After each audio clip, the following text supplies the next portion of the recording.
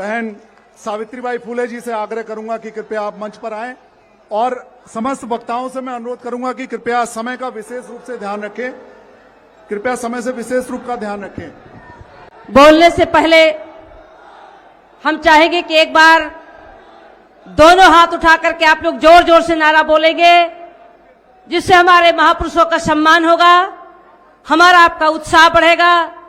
हम चाहेंगे एक बार दोनों हाथ उठाकर जोर से नारा बोलिए, बोलिए बाबा साहब भीमराव अंबेडकर जी अमर रहे, बाबा साहब भीमराव अंबेडकर जी अमर रहे, भारत का संविधान जिंदाबाद, भारत का संविधान जिंदाबाद।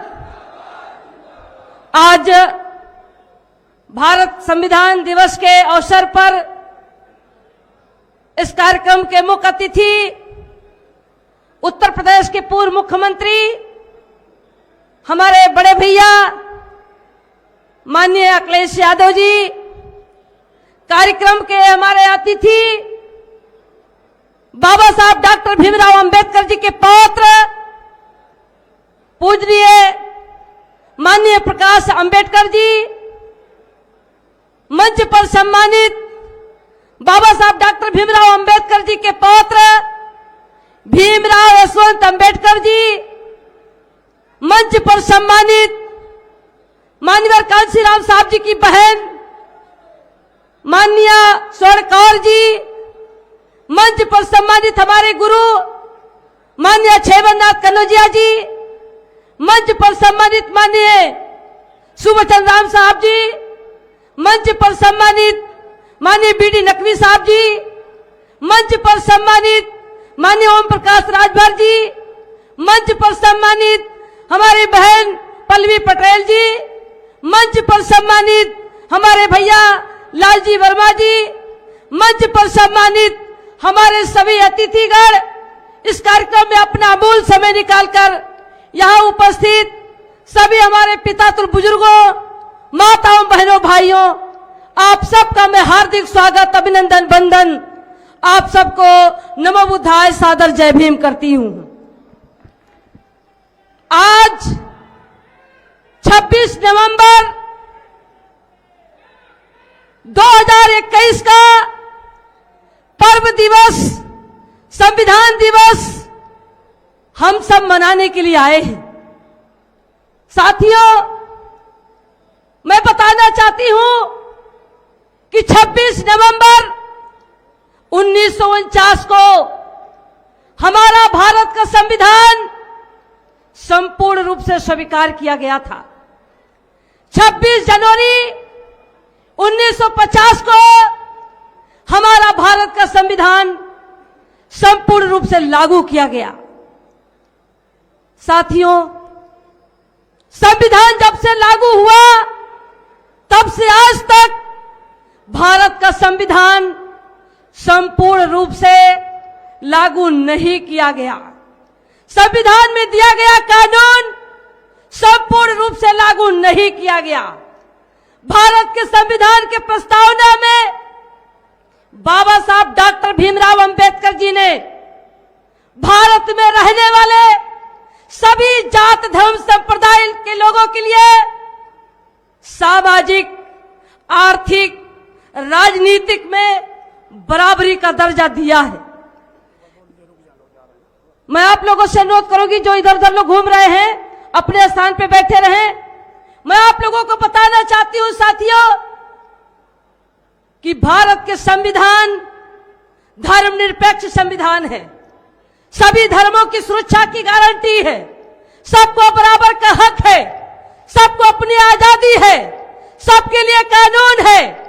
लेकिन आज भारत के संविधान में दिए गए कानून को बहुत बारीकी से आज आरएसएस की सरकार, आज बीजेपी की सरकार समाप्त करती जा रही है।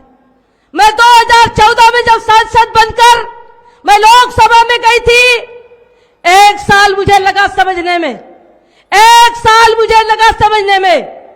और जब मुझे लगा कि आरएसएस की सरकार, ये बीजेपी की सरकार भारत के संविधान को खत्म करना चाहती है, भारत के संविधान में दिए गए कानून को यह बदलना चाहती है, उसी दिन से सदन से लेकर सड़क तक संविधान को बचाने के लिए, आरक्षण को बचाने के लिए, बहुजन समाज की आजादी को बचाने के लिए मैंने आवाज उठाना शुरू किया।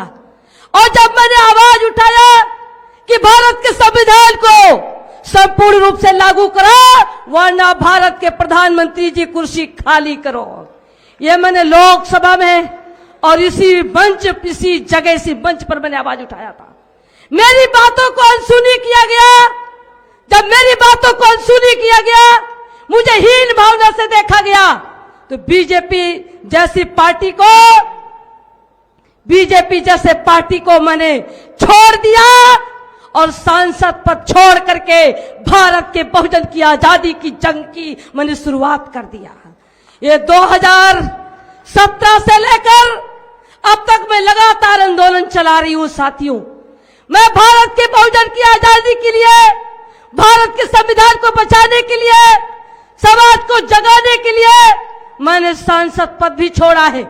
बीजेपी जैसे पार्टी को मैंने छोड़ा है, मैंने अपना घर परिवार को छोड़ा है, अपना सब कुछ न्यौछावर करके बहुजन समाज को आजाद करने के लिए, संविधान को बचाने के लिए मैंने अपना सब कुछ न्यौछावर कर चुकी हूं।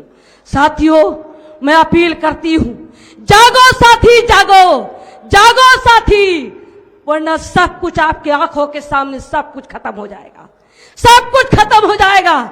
अरे अपना ईगो खत्म करो, अपना ईगो खत्म करो, अपना ईगो खत्म करके सारा भारत का बहुजन समाज एकजुट होकर के उत्तर प्रदेश की कुर्सी पर जो आज बीजेपी है, इनको अगर 2022 में अगर इनको सत्ता से बाहर नहीं किया तो 2024 के बाद हम संविधान और बहुजन की आजादी नहीं बचा सकते हैं।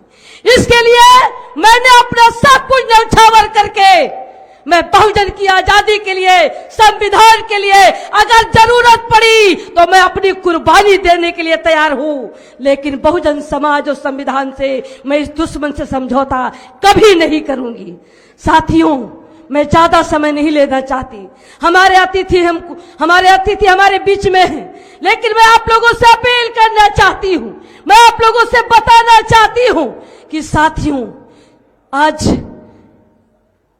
जब मैं संविधान की बात करती हूं, जब मैं आरक्षण की बात करती हूं, जब मैं बहुजन की आजादी की बात करती हूं, तो बीजेपी आरएसएस की सरकार, पुलिस प्रशासन द्वारा मेरे ऊपर जो कुठाराघात होता है, आप लोग YouTube के माध्यम से देखे होंगे किस तरीके से बेरहमी से मेरे साथ बदतमीजी से पेश आए। मेरा प्रोटोकॉल था, मैं 3 बार जिला पंचायत सदस्य रही हूं, मैं विधायक रही हूं, मैं सांसद रही हूं, बावजूद इसके केवल बहुजन की आजादी के लिए, संविधान के लिए, आपकी आजादी की मैं लड़ाई लड़ रही हूं। इसलिए मेरे साथ जो कृत्य किया गया वह आपके आंखों के सामने है। लेकिन मैं कहना चाहती हूं साथियों, संविधान के लिए चाहे मुझे जानों की कुर्बानी देनी पड़े मैं दे दूंगी, लेकिन बाबा साहब के बनाए गए भारत के संविधान से, इन दुश्मन से समझौता मैं कभी नहीं करूंगी।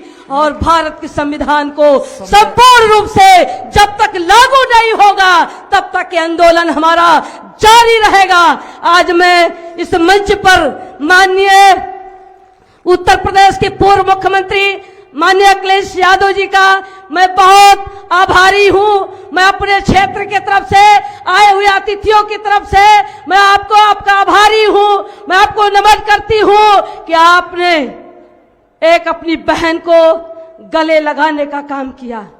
आपने मेरे ऊपर विश्वास करके 26 नवंबर 2021 के आज भारत संविधान दिवस के अवसर पर आपने मुझे टाइम दिया।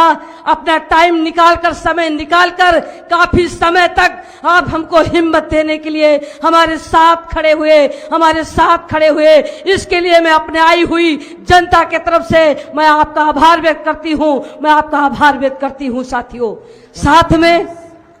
साथ में हमारे साथ माननीय ओम प्रकाश राजभर जी का माननीय ओम प्रकाश राजभर जी का, माननीय लालजी वर्मा जी का, माननीय पल्लवी पटेल जी का, और मैं बहुत आभारी हूं बाबा साहब डॉक्टर भीमराव अंबेडकर जी के पौत्र का, जो बॉम्बे से चल करके हमारे बीच में, बहुजन समाज के बीच में आकर के बाबा साहब के साक्ष्य के रूप में यहाँ आकर के और बाबा साहब के बनाए गए संविधान को बचाने के लिए आपके साथ खड़े हुए हैं। मैं बहुत तहे दिल से मैं आपको नमन करती हूँ। मैं नमन करती हूँ माननीय कांशीराम साहब जी के बहन का, कि इस उम्र में मुझे आशीर्वाद देने के लिए, हमको हिम्मत देने के लिए, हमारा साथ देने के लिए आप हमारे साथ खड़ी हुई। मैं आभारी हूँ भैया सुबचन राम साहब जी का, जो आपने मुझे समय समय पर मुझे आशीर्वाद देकर सही दिशा देने का काम किया। मैं आभारी हूँ। मैं अपने गुरु अक्षय बंदात कनौजिया जी का, अक्षय बंदात कनौजिया जी, मुझे मैं 8 साल की थी तभी आपने मुझे गोद लिया, आपने पाला बढ़ाया। आज मैं बोल रही हूँ तो मैं माननीय अक्षय बंदात कनौजिया जी के बदौलत बोल रही हूँ। आज हमारे बीच में माननीय कांशीराम साहब तो नहीं है, लेकिन दूसरे कांशीराम साहब आज हमारे बीच में माननीय अक्षय बंदात कनौजिया जी हैं, जो संविधान बाबा साहब कांशीराम साहब की विचारधारा को जन जन तक पहुंचाने का कार्य कर रहे हैं। अब मैं ज्यादा समय न लेते हुए मैं आए हुए अपने सामाजिक संगठन, राजनीतिक संगठन, आए हुए तमाम हमारे साथी जो अपना मूल समय निकालकर यहाँ पर आपने दिया, मैं निखाड़े साहब का भी मैं आभार व्यक्त करती हूँ, समता सैनिक दल का भी मैं बहुत आभार व्यक्त करती हूँ। सभी हमारे संगठन के लोगों ने जो हमें साथ दिया, सहयोग किया। मंच पर हमारे बहुत अतिथि हैं, मैं सबका नाम नहीं ले पाई हूँ, क्षमा चाहते हुए मैं आप लोगों का मैं आभारी हूँ कि आपने मुझे आज संविधान दिवस के अवसर पर पूरी ताकत के साथ, पूरा सहयोग के साथ, बड़ी वफादारी, ईमानदारी के साथ आप हमारे साथ संविधान को बचाने के लिए हम सब एक मंच पर हैं, एक मंच पर हैं। आज हम शपथ लेकर के जाएंगे कि संविधान के साथ अगर खिलवाड़ हुआ तो पूरा भारत का बहुजन समाज एकजुट होकर के उसका मुकाबला करने के लिए तैयार रहेगा। इन्हीं शब्दों के साथ मैं एक शेर के माध्यम से मैं अपनी बाड़ी को विराम देना चाहती हूँ कि वक्त कहता है कि थोड़ा बदल जाइए, अभी कुछ नहीं हुआ तो समझ जाइए, घर बना करके बाबा साहब अंबेडकर जी ने दिया, आज ये पैमान कहते हैं घर से निकल जाइए। अरे इनका दिया नहीं, बाबा साहब अंबेडकर का दिया संविधान है। इसके लिए, संविधान के लिए मैं अपना सब कुछ न्यौछावर करने के लिए तैयार हूँ। इन्हीं शब्दों के साथ मैं अपनी बारी को विराम देते हुए विदा लेना चाहती हूँ। जय भीम, जय समाज, जय सभी आए हुए समाज।